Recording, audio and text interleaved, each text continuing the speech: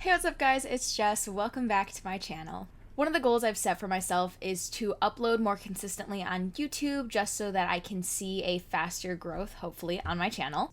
This new series I'm working on deals with videos related to habits I'm trying to build and other lifestyle changes. For the first video of this series, I decided to focus on digital minimalism. If y'all have been following my channel for a while, you know that I call myself a practicing minimalist. I don't own a lot of physical items. What I didn't realize until I started working on this video was that I did not implement my minimalism practices into my digital workspace. The reason why I wanted to start with my laptop is because I use it every single day for a variety of different things: work, school, my YouTube videos. Since I do use it for so many different things, it has a tendency to become super cluttered with everything that I need, and I have a tendency, once I get busy, not to keep it organized. I have spent the last 2 days going over everything on my laptop. It is such a drastic difference from what it looked like before, and I'm so excited to show y'all what it looks like now. Unfortunately, I don't have a before picture of what the desktop looked like, but just know that the wallpaper was super chaotic. There was just a bunch of pictures kind of in a collage format. There was a bunch of random documents lying around that I didn't put into folders, and then there was a bunch of random folders that I had no idea what the heck was in there. This is the product of 2 days of extremely hard work, and I'm very, very happy with the end result. First, I'm going to start off with an overview of my desktop.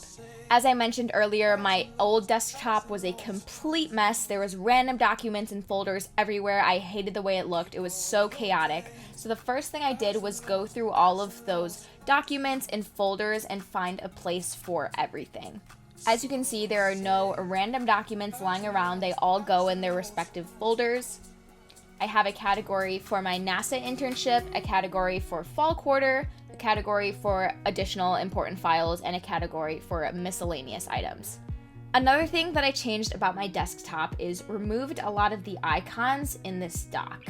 I removed all of the apps that I didn't use on a frequent basis. There's some of them that I didn't even touch at all since owning my laptop, and I wanted to make sure they were removed, so I only kept the essential items.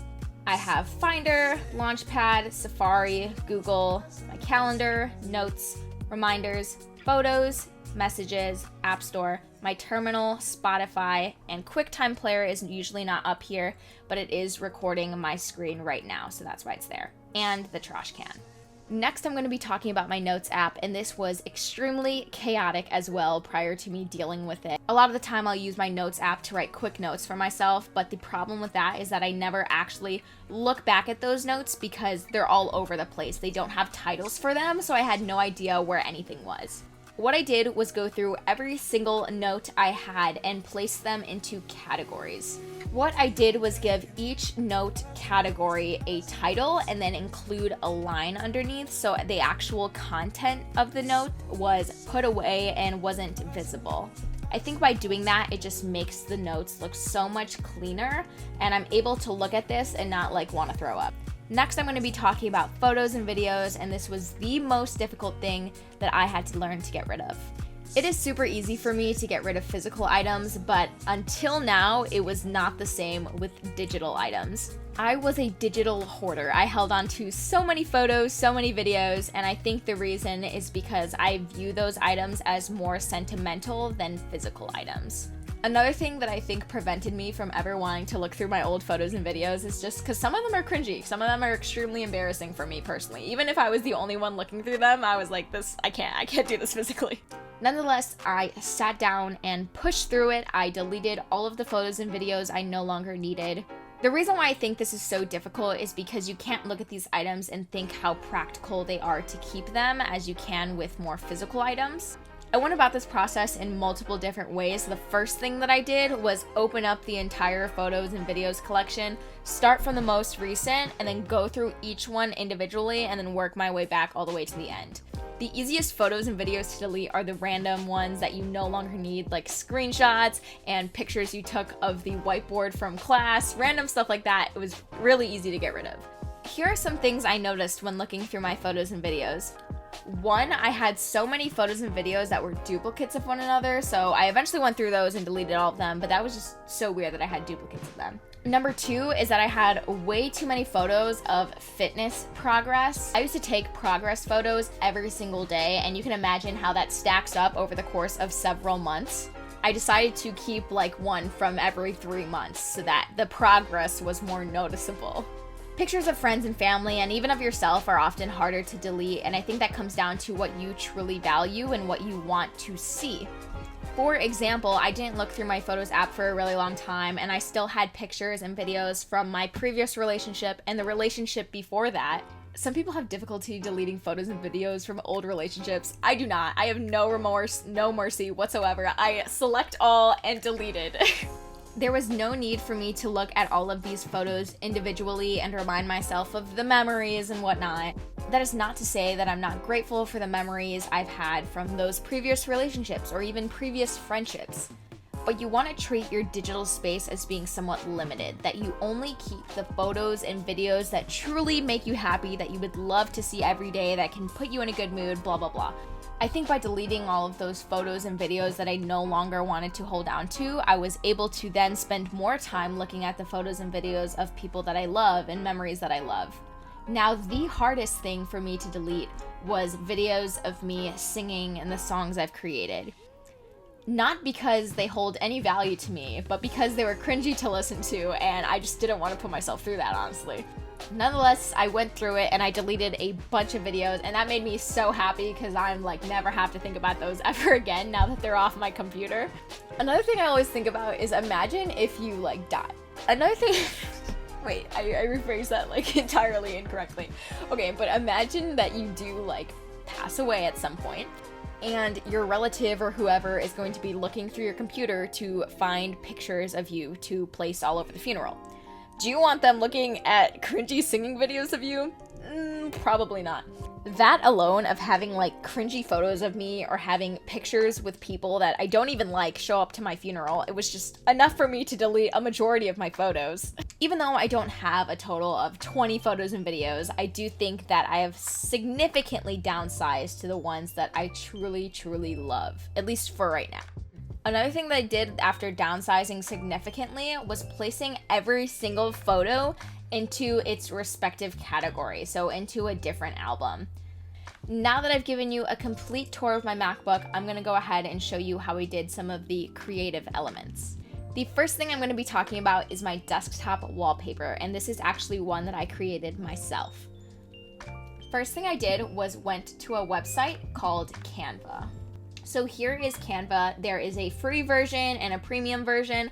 Personally, I only have the free version, and it was able to do all the things that I wanted to do. What you're gonna go ahead and do is press Create a Design, and you're gonna click on Desktop Wallpaper. This is the template I ended up choosing. I loved the colors, but I didn't care for the photos or the text. So luckily you're able to actually edit the text to make it whatever you want it to be, and you're able to change the photos. So I just went ahead and delete that. You can use photos directly from Canva, but I personally think they're a bit limited. So what I would recommend is searching up the photos on Google or Pinterest, putting them onto your desktop, and then pressing Upload Media from there. Once you upload a photo that you like, let's say I uploaded this one, you can just click and drag it to the section you want it in. You can drag it to any one of these columns, even the background if you wanted to, etc. Once you are happy with the design that you have, you're gonna go ahead and press Download. And then if you want to change your desktop background, what you're going to do in your Spotlight is just search up desktop and screensaver, and you'll click on this. It's in System Preferences. Hold on. Hello? Hello? Hello? Hi, sisters! Okay, sorry about that, y'all. That was the most trippy experience ever. I thought someone was knocking, and no one was knocking. Next, I'm going to show you all how to edit your folder color. What you're going to do in order to change your folder color is click on it. You're going to press Get Info. You're going to click on this icon here and press Edit and Copy. Next, you're going to open up Preview. You can do that by going into the Launchpad, finding Preview. But I already have it open, so I'm just going to click on it. File, press New from Clipboard.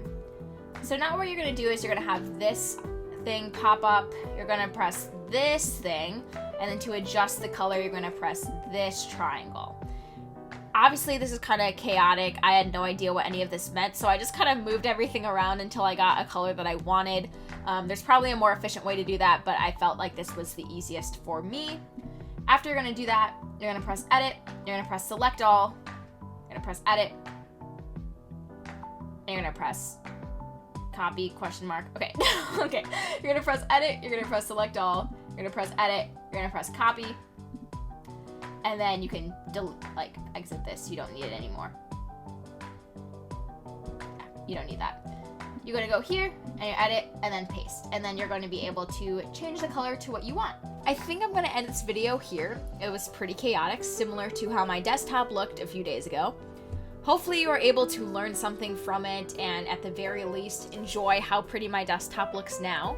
And as I said at the beginning of the video, I'm going to keep posting videos related to habits and lifestyle changes. If y'all have any questions for me or other video ideas, feel free to leave that in the comment section down below, and I will see you all in my next video. Bye!